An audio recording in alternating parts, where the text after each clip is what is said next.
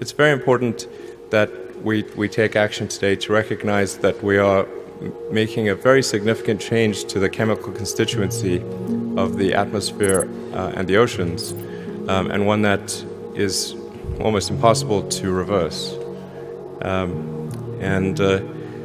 think, when we look back on these days in the future, we want to be able to say that we did the actions that were right, the actions that were important. The scientists all say that these bad things are going to happen. It's like 97%. So say, well, to your grandkids or kids, well, did nobody tell you? No, it's like, no, everyone was telling us. Okay, so why didn't you do anything?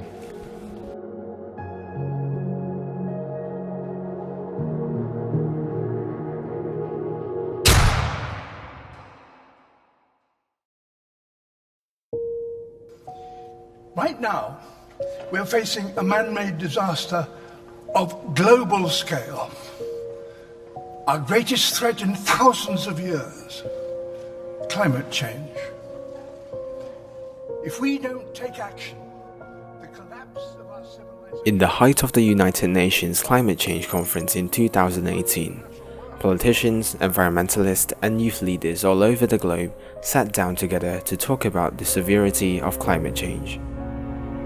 In the conference, all the countries agreed to implement the Paris Agreement, which was a rulebook on how the government will measure and report on emission-cutting efforts. It is evident that tensions have risen over climate change, with 11,000 scientists from 154 countries gathering to warn the population of a climate emergency. Global warming and climate change has also sparked youth to take to the streets for climate strikes.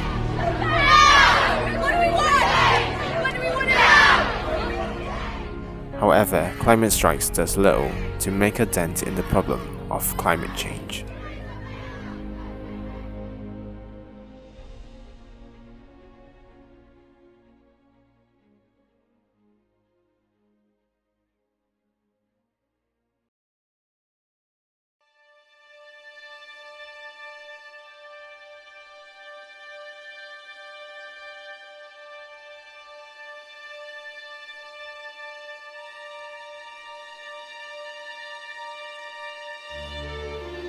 Climate change is a phrase everyone understands. It is the change in the global or regional climate patterns, attributed largely to the increased levels of atmospheric carbon dioxide produced by human activities. These are the same activities that have allowed humans to build their modern civilization, and these are the activities that will take humanity backwards if all of them were to vanish at the same time. We have unintentionally created weapons of mass destruction. The factories, the vehicles, the air conditioners, the canned sprays are all weapons that destroy the earth, all contributing to creating the greenhouse gases that cannot be immediately rectified. And even if we stop these activities, the 1.3 billion tons of food we waste yearly will still release methane, a gas that is 21 times the global warming potential of carbon dioxide. By this graph, which compares the temperature difference since the 19th century, shows us how much our greenhouse gases is affecting the planet's climate.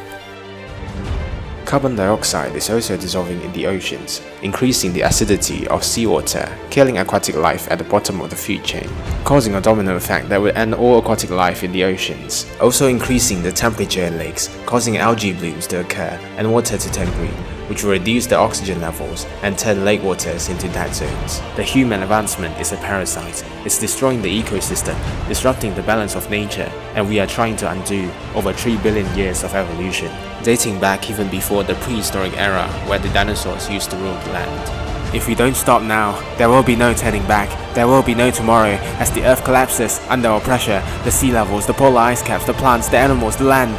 The waves are crashing. The earth is crying. We have to stop.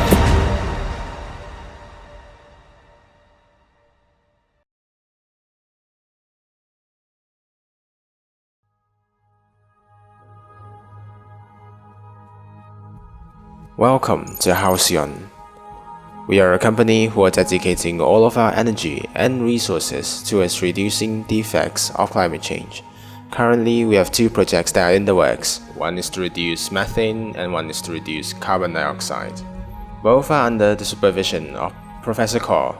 And why not let her explain to us in detail what these projects are?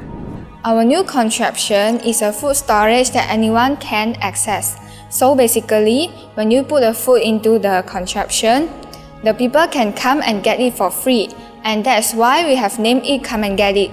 The top section is going to be allocated for cooked food, while the bottom section will be for cold food. To keep the food fresh, we have designed it so you don't have to heat it manually. Instead, it can be heated naturally by using the sun rays. The glass is going to be curved in such a way that the sunlight can be refracted to warm the food and kill bacteria. While the bottom part is going to be added with eco-coolers that can turn slow air into fast air, making the area cooler. There is also a fan that will suck out hot air and create a continuous airflow to reduce the temperature further. The top section and bottom section will be separated by an insulator so the two temperatures don't mix. Now, this contraption will be placed on the hotel, restaurants, and supermarket. So, the owner can place all their uneaten food to the contraption and notify the people through the social app and Come and Get It app by pressing a button. This contraption will help to reduce the methane released to the environment as well as feed the hungry people. And we are hoping it will revolutionize the way we live when it is implemented. We are also developing a paint that absorbs carbon dioxide which can be used to produce fuel or as fertilization. It is going to be a resin which is in liquid form, so it can be applied on buildings as paint. When the resin paint applied solidifies, the resin will have an exceedingly high affinity to carbon dioxide, hence absorbing it in a chemical reaction. When it rains, the water will release the carbon dioxide and wash it down. Tanks can be placed at the bottom of buildings to collect the carbon dioxide. The carbon dioxide can then be mixed with hydrogen in a reaction to create hydrocarbons, which can reduce the use of fossil fuels. The carbon dioxide collected can also be modified to make fertilizer, which can be used in plants. This will dramatically increase plant growth and quality of food production, thereby benefiting all parties. Now this project comes with a lot of questions. One of the questions is, how are you going to get funds for the projects? Now, let's take Malaysia as an example. The government spends about 2 billion on waste separation and 2.3 billion on environmental protection. So I think suffice to say that the funds are not the issue. And we're not even talking about the other countries and how much they are spending on solving climate change. That's why using a bit of funds and investing in our projects is going to go a long way into helping climate change. Now, of course, there is going to be the question of why don't we plant trees to solve climate change? Well, our paint project can actually be more effective than individual trees by about over 3,000 times. So I think the project is going to help immensely. Now the most important question is, of course, people asking, will this actually help the planet? Will this actually solve climate change? And to that I say, if we don't even try, will we ever succeed? And I think if we humans don't even want to try and reverse what we're doing to the globe, I think it would be better for the planet if we didn't exist.